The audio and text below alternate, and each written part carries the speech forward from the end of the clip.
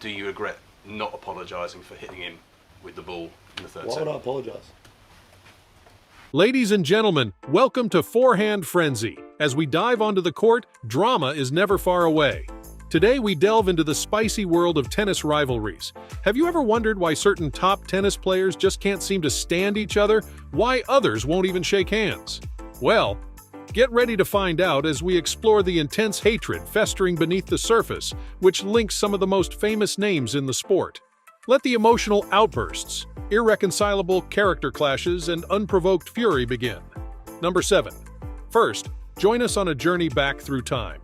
Get ready to witness one of the fiercest rivalries in tennis history as we travel back to the 1980s when John McEnroe and Bjorn Borg, two tennis luminaries at the peak of their powers, battled it out on the court. These titans displayed a level of intensity that was unmatched by anyone else at the time, and their matches always showcased their hunger for victory to an extreme degree. Their rivalry wasn't limited merely to contrasting playing styles, as McEnroe made it clear very early on that he despised Borg both on and off the court. In fact, McEnroe wrote in his autobiography that he hated Borg more than any other player he ever faced. The feeling was clearly mutual, with Borg also reserving some choice words about his rival. In an interview, he said, "McEnroe is a player that you love to hate. He has no manners, he's disrespectful, and he's a bad example for the sport." Their matches were nothing less than epic, and it was the 1980 Wimbledon final that truly defined their rivalry. The match went back and forth, with McEnroe winning the first set, Borg taking the next two, and McEnroe winning the fourth. The fifth set was a tiebreaker, and Borg ultimately came out on top, winning 8-6 to take home the championship. But the drama didn't end there.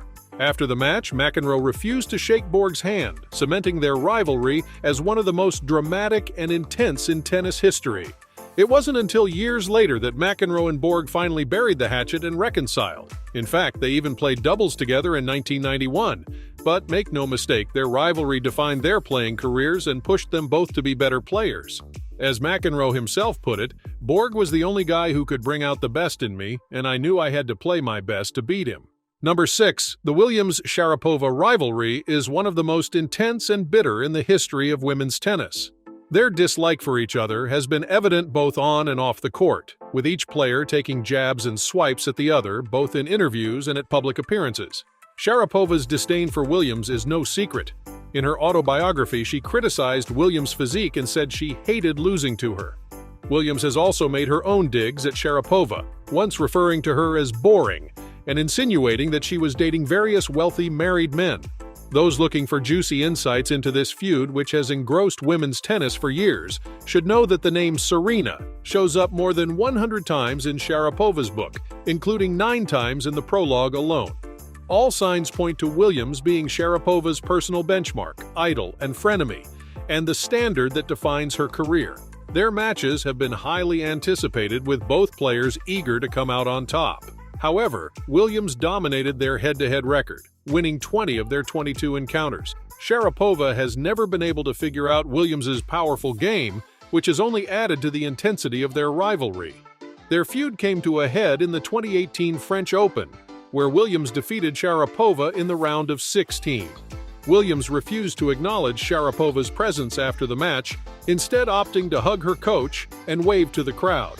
This left many match spectators deeply uncomfortable. The tension between the two players was utterly palpable, with neither willing to give an inch. Despite the lopsided head-to-head record, Sharapova has never backed down from the challenge of facing Williams. In an interview before their 2019 US Open match, Sharapova said, "I love playing against her. I think I've learned a lot from her game. It's been a while since I've played her, so I'm looking forward to it." However, Williams was quick to dismiss Sharapova's comments, saying, "I think the feeling is mutual. We've never been friends." The Williams-Sharapova rivalry may never come to a peaceful end. Their intense dislike for each other has fueled some of the most highly anticipated matches in tennis history, and fans can't help but tune in every time they meet on the court. Number 5. The rivalry between Jimmy Connors and Ivan Lendl was intense from the very beginning.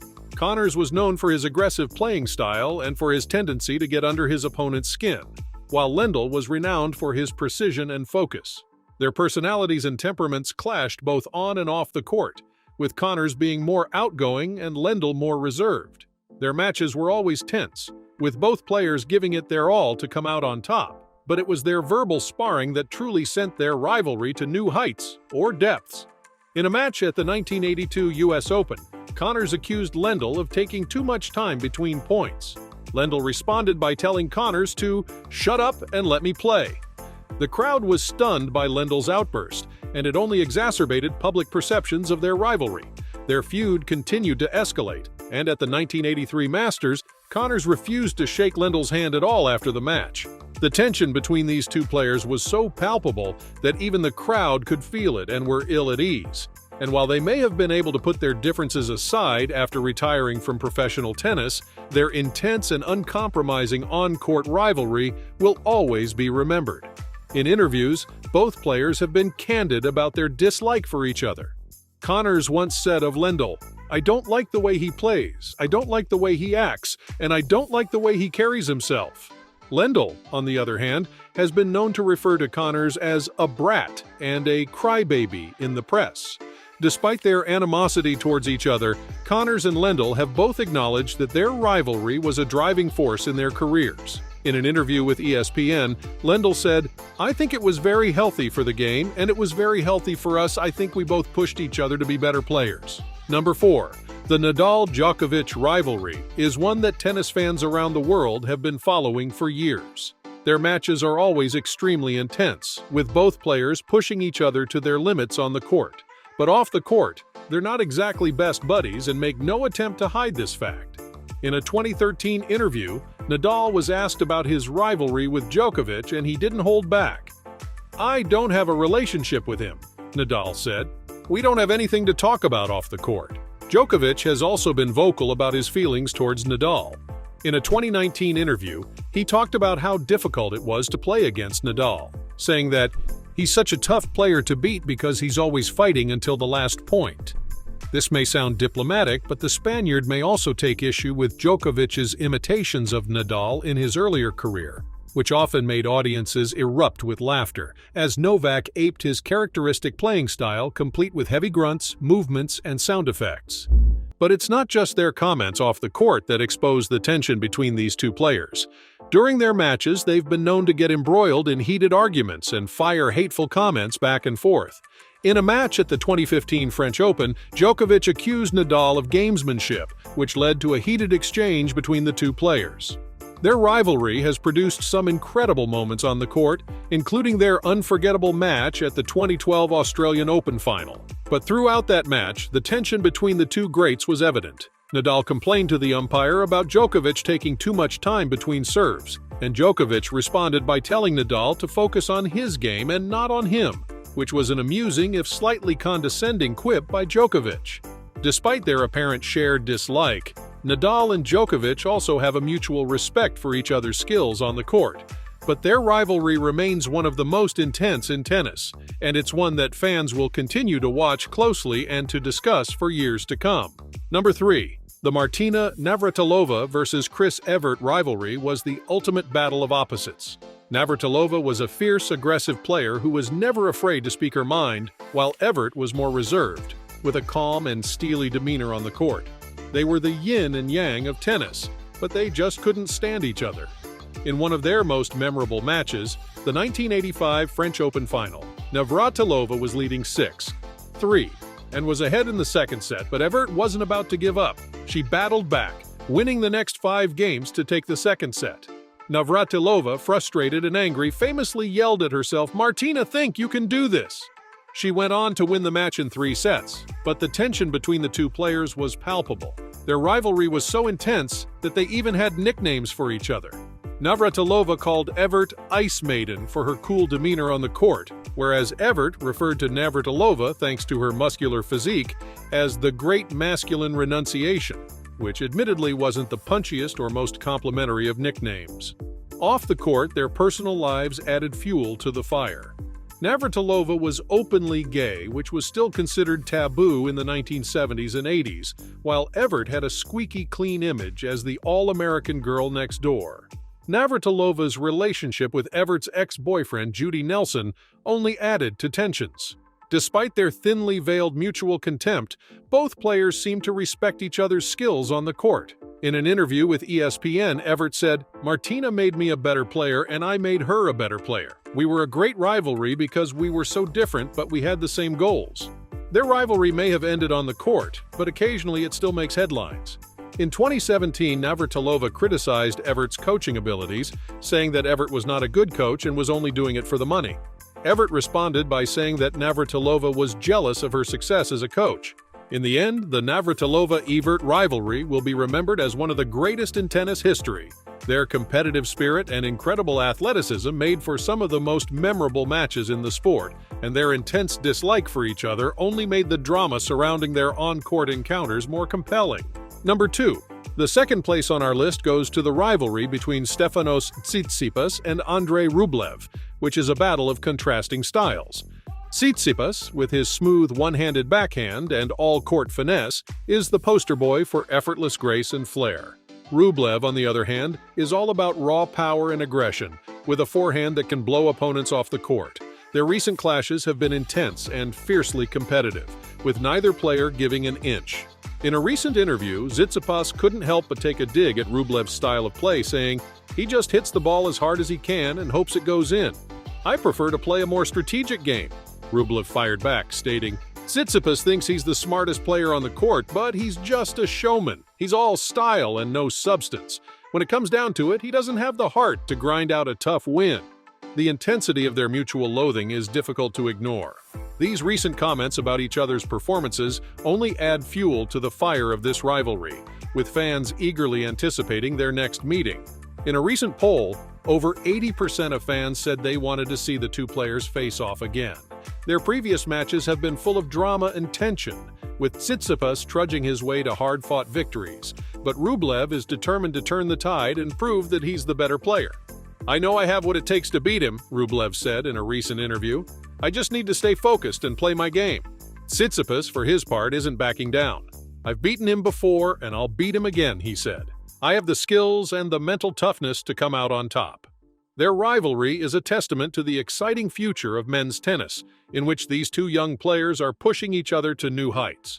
Who will come out on top in their next meeting? Only time will tell. But one thing is for sure, it's going to be a battle to remember. Number 1. Top of our list is the fiery rivalry between Nick Kyrgios and Rafael Nadal, which since its beginning has been nothing but explosive. These tennis titans have a history of not seeing eye to eye both on and off the court, with each taking shots at the other and publicly expressing their distaste. Kyrgios has not been shy about his disdain for Nadal, calling him out on social media and in interviews. In a 2019 podcast interview, he accused Nadal of being super salty and said that he would never respect him as a person.